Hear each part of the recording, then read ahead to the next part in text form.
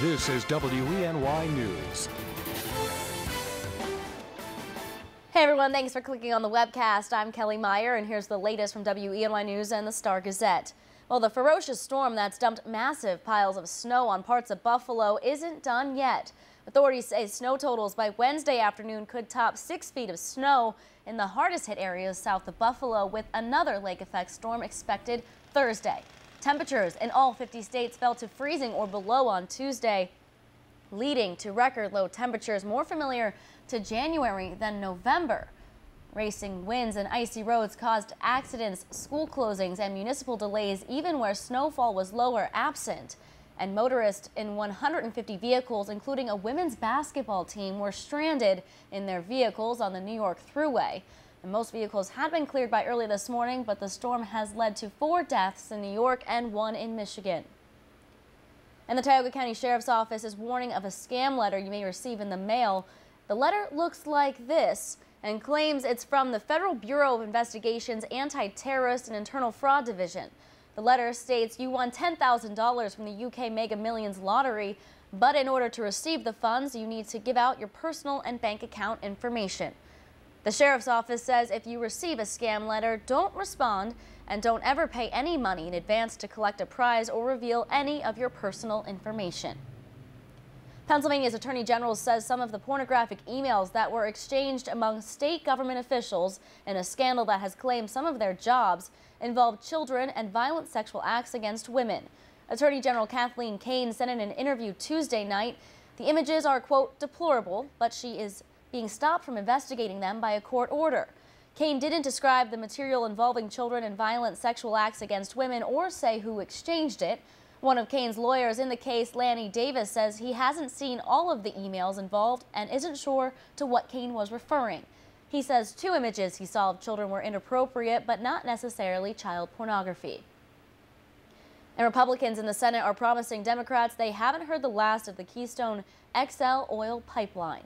Democratic opponents of the project extending from Canada to Texas garnered enough votes to block it in the Senate Tuesday night.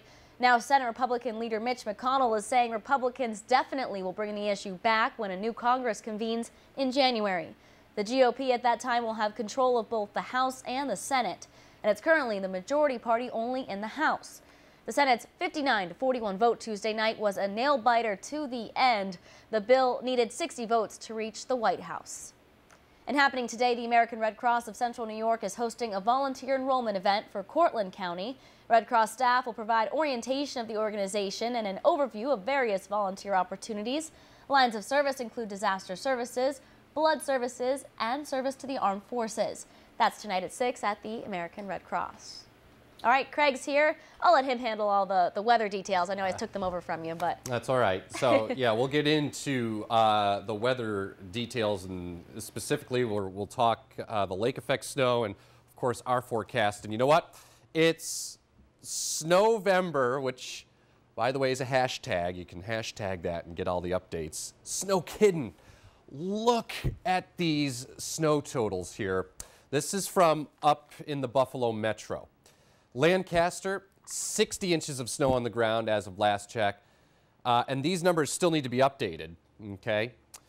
57 inches in West Seneca, 51 inches Cheektowaga, 42 in Depew, 36 inches in East Aurora, and Alden at 34. The cutoff from this snow band is impressive. Downtown Buffalo hasn't really gotten much, but that's changing, and I'm going to show you that. If we could go to the Doppler radar, and we'll show you this lake effect band, and you can see what I'm talking about. So there's downtown Buffalo right there, okay? There's the lake band, and you'll note that it's starting to jog to the north here, okay?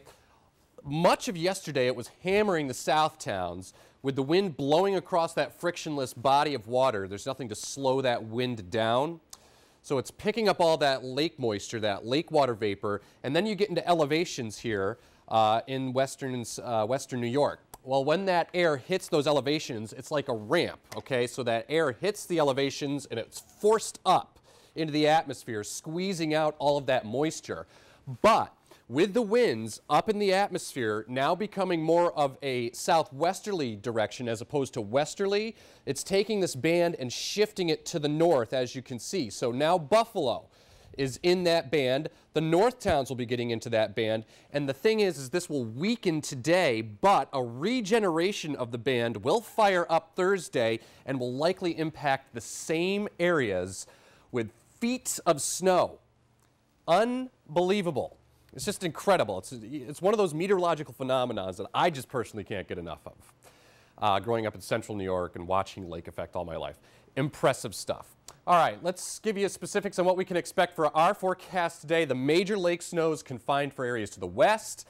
It's just unseasonably cold for us. Maybe a rogue flake or two. And it turns wet and milder by late week and into the weekend. So here's future track. Maybe some area-wide flurries coming through tonight. It's not going to add up much. Then we head into Thursday. A couple of flurries here or there, but nothing too major. And temperatures still on the cold side, about 30, 31 tomorrow. Friday, scattered flakes, not going to add up much. Temperatures in the 30s.